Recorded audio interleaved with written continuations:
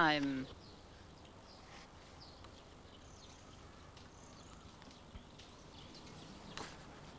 Hello, my name's Harry. I'm looking at my family photograph album. I've got 3 children, and they're called Emily, Dan, and Josh. Emily and Dan are grown up now, but Josh is still at school. Here we are, all together. But you know what I like to do?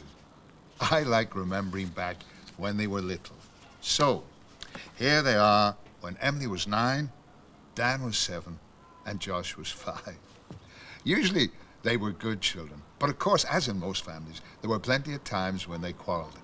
I remember one day in particular. It was Daniel's 4th birthday party, and everything was going very well until it came time for Daniel to blow out the candles on his birthday cake. Well, he blew and he blew, but he couldn't blow them out.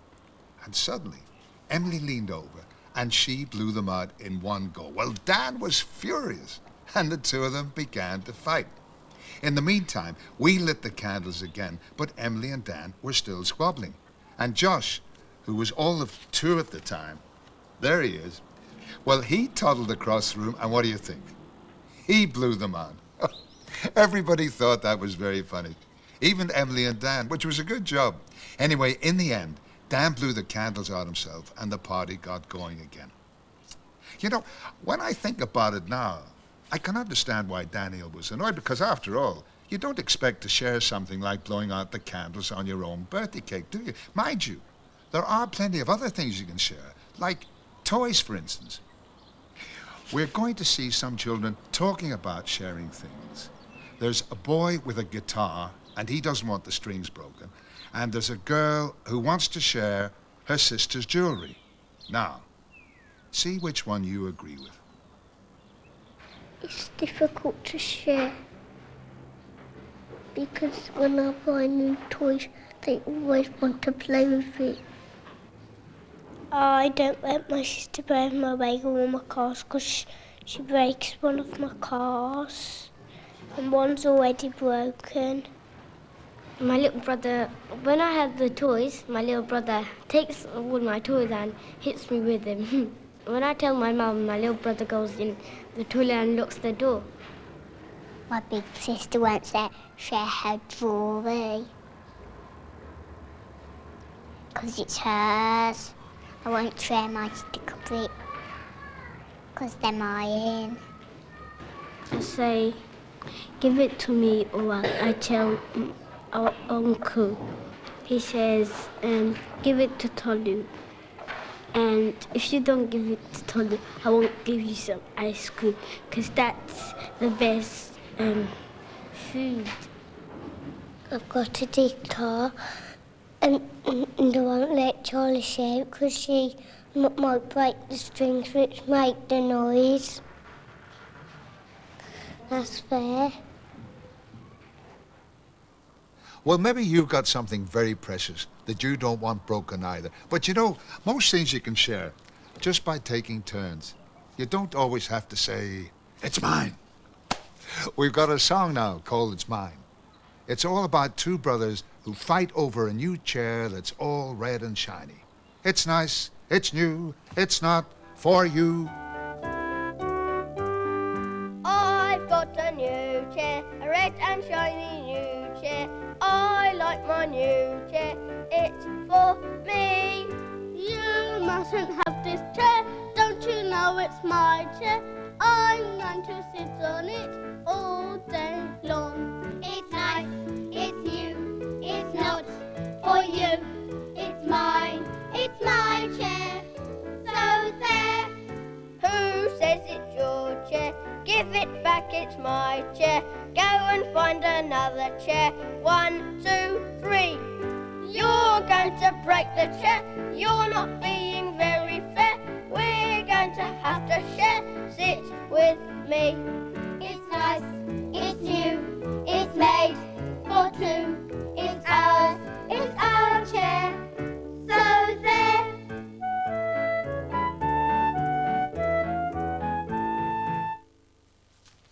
I've got a new chair, too. It's not all red and shiny, but it's mine. All mine! Well, it is until someone else wants to share it. we've got a book called It's Mine. It's all about 3 quarrelsome frogs called Milton, Rupert, and Lydia. It's funny that, because as you know, I've got 3 children. Oh, I'm certainly glad they weren't as bad as these 3 frogs, who quarreled and quibbled from dawn to dusk and would never share anything. Let's see what happened to them, shall we?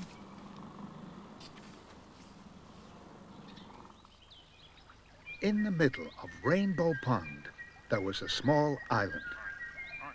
On the island lived 3 quarrelsome frogs, named Milton, Rupert, and Lydia. They quarreled and quibbled from dawn to dusk. "Stay out of the pond," yelled Milton. "The water is mine." "Get off the island," shouted Rupert. "The earth is mine." "The air is mine," screamed Lydia, and she leapt to catch a butterfly. And so it went on. One day, a large toad appeared before them. "I live on the other side of the island," he said, "but I can hear you shouting, 'It's mine, it's mine, it's mine,' all day long. There's no peace because of your endless bickering. You can't go on like this." And with that, the toad turned around and hopped away through the weeds. No sooner had he left than Milton ran off with a large worm. The others hopped after him. "Worms are for everybody," they cried. But Milton croaked defiantly, "Not this one. It's mine." Suddenly the sky darkened, and a rumble of distant thunder circled the island. Rain filled the air, and the water turned to mud. The island grew smaller and smaller as it was swallowed up by the rising flood. The frogs were scared. Desperately, they clung to the few slippery stones that still rose above the wild, dark water. But soon these too began to disappear.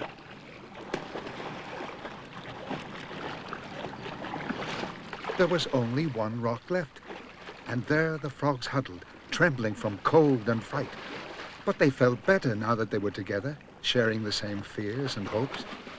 The rain fell gently and then stopped, and the sun came out. Little by little, the flood went down. But look, the large rock that had saved them was no rock at all. "You saved us!" shouted the frogs when they recognized the toad. The next morning, the water had cleared. Joyfully, the frogs jumped in, and side by side they swam all round the island.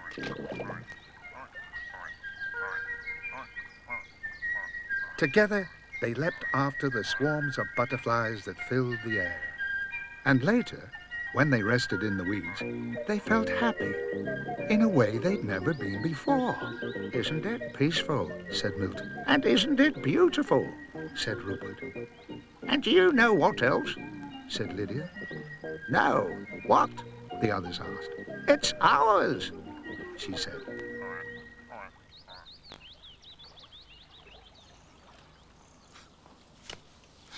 I found that bit in the middle very interesting, when the 3 of them were trembling with cold and fright on the rock, but they felt better because they were all together, sharing the same fears. Oh, those frogs got a terrible fright, didn't they? And it served them right. Do you think they'll ever be as selfish again? Nah. Talking about getting a fright, we've got a story here by a boy called Ben. It's called The Bad Bear. Ben wrote this story when he was 10 to read to the 5-year-olds in the school. It's all about a bear, a naughty bear, also called Ben, who loved honey so much that he planned to steal some from the bees. And he got a terrible fright. But I'd better buzz off and let Ben tell you the story himself. Oh, before I do, I just want to say, Ben did all the pictures, and here he is to tell the story. I've written a story and it's called The Bad Bear, and I wrote it just for you. And I'm going to read it to you now. Okay. Right. Turn it over. Right, that's The Bad Bear. Once there was a small bear. His name was Ben. He lived in a grey cave in a green forest. He had 2 kind, loving parents. He also had a kind sister called Bess. They never even quarrelled. Everything was perfect. Now Ben adored honey. He loved it. But the trouble started when Ben had eaten all of his honey.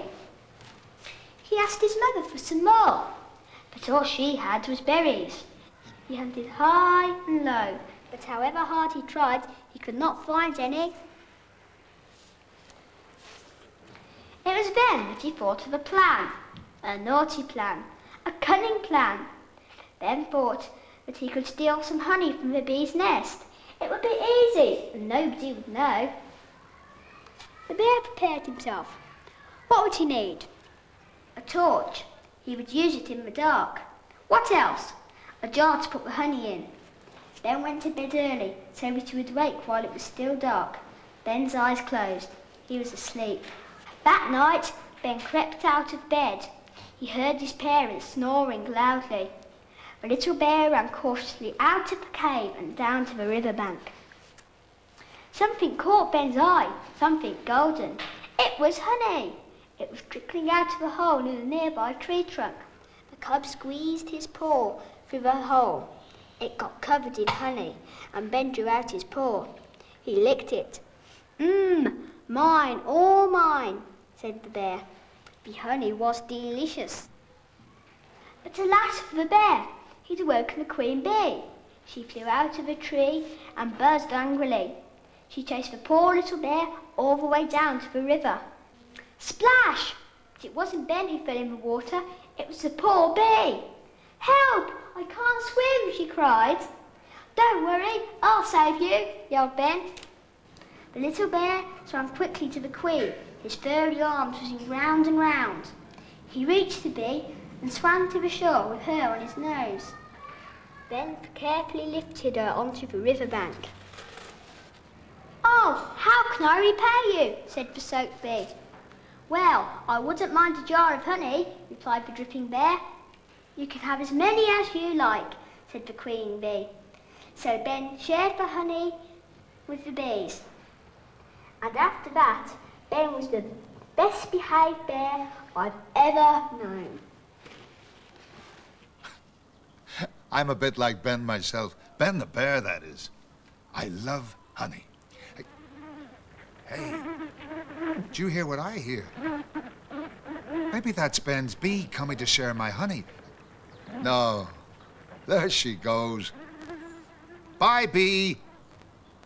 Bye.